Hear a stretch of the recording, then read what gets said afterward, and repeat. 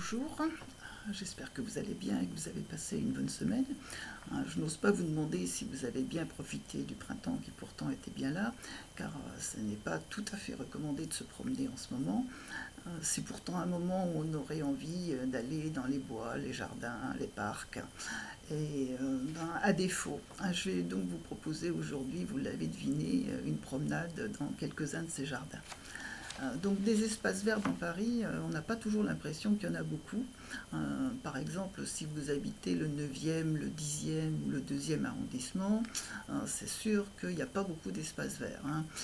En revanche, si vous avez la chance d'habiter le 19e, eh bien, vous avez à votre disposition le parc de la Villette, le parc des Buttes de Chaumont et même le cimetière du Père-Lachaise. Et donc, ce n'est pas la verdure qui vous manque. Tous ces jardins, parcs, squares ont été créés dans Paris principalement à trois moments de l'histoire. Les plus anciens datent du XVIIe siècle. Ensuite, il faut attendre la deuxième moitié du XIXe siècle et donc les grands travaux d'Haussmann initiés par Napoléon III pour voir apparaître d'autres espaces verts. Et enfin, à la fin du XXe siècle et les deux premières décennies du XXIe donnent lieu aussi à la création de nouveaux espaces verts. Aujourd'hui, je vous propose une promenade un peu historique en nous contentant des jardins les plus anciens. À tout seigneur, tout honneur, comme on dit, évidemment, on va commencer par le jardin des Tuileries, puisqu'il fait partie, avec le jardin du Luxembourg et le jardin des plantes, des plus anciens jardins de Paris. Le jardin des Tuileries, c'est le grand jardin classique à la française et qui a une très longue histoire. En effet, dès 1519, François Ier, séduit par l'emplacement, a envie de créer là une résidence luxueuse qui l'entourerait d'un jardin. Cet endroit, depuis le XIIe siècle, est un lieu où on fabrique des tuiles, les tuiles pour couvrir les maisons. D'où le nom de Tuileries, vous l'avez deviné, qui est resté jusqu'à maintenant. Le projet de François Ier fait long feu et en 1564, c'est la reine Catherine de Médicis qui a une idée un peu semblable de faire aménager un palais et un jardin à cet endroit. Toutefois, il faut attendre un siècle, 1664, pour que André Le Nôtre, donc André Le Nôtre, le grand créateur des jardins royaux que vous connaissez, c'est-à-dire ceux de Versailles, de Saint-Germain-en-Laye, de Saint-Cloud ou de Marly, André Le Nôtre reçoit une commande de Louis XIV qui veut faire de cet endroit un lieu de promenade ouvert aux honnêtes gens. Le jardin des Tuileries est donc le premier jardin public parisien. Sous Louis XV, on commence à orner le jardin avec des statues qui viennent des différents domaines royaux.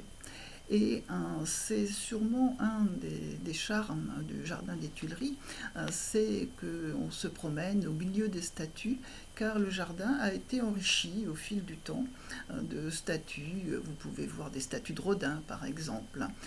En 1965, André Malraux, qui est alors ministre de la Culture, fait aménager dans tout un ensemble de haies et de taillis un espace pour présenter 18 statues de Mayol.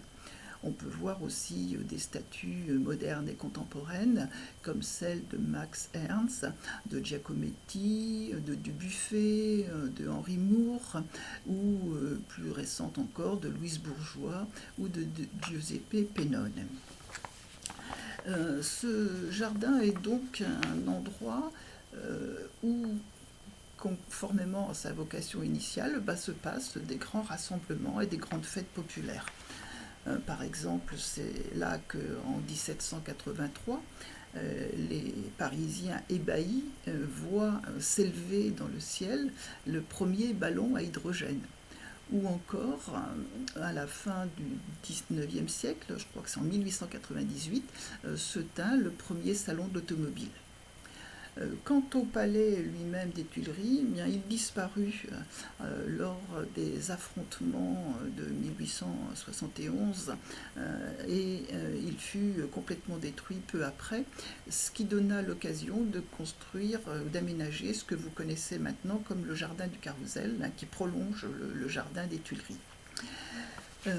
Donc ce jardin des Tuileries, ben, il a été rénové dans les années 1990 pour lui redonner une nouvelle jeunesse et puis aussi le réaménager un petit peu tout en gardant sa tradition. Si vous arrivez par la place de la Concorde, vous voyez de chaque côté là, les deux bâtiments, l'orangerie et le jeu de paume, qui sont des lieux d'exposition temporaire ou bien de l'exposition permanente des nymphéas de Monet. Donc ces deux pavillons, eux, sont plus tardifs, hein, ils datent de la deuxième moitié du XIXe siècle.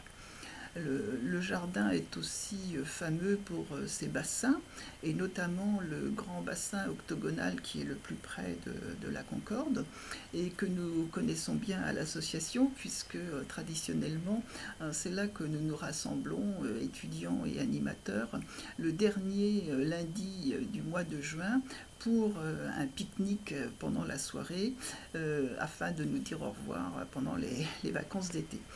Écoutez, j'espère que cette année, on pourra nous retrouver au moins ce 30 juin. Sinon, on en gardera toujours de bons souvenirs. L'autre jardin très ancien, c'est le jardin des plantes. Lui aussi, il doit son origine à un édit royal, puisque c'est Louis XIII, en 1635, qui décide de faire un jardin de plantes médicinales. Et il est ouvert en 1640, et ce qui est remarquable, c'est qu'il s'accompagne déjà à l'époque d'enseignements. Hein. Dans ce jardin, donc, sont des établissements dans lesquels on va enseigner la botanique évidemment, mais aussi la chimie et l'anatomie.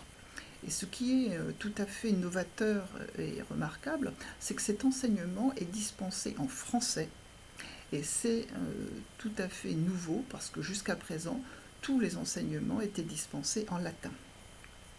Donc le jardin des plantes garde cette tradition, hein, puisque tout à fait d'une manière très originale, c'est à la fois un jardin, mais aussi un musée, une université, un lieu d'enseignement et un parc zoologique.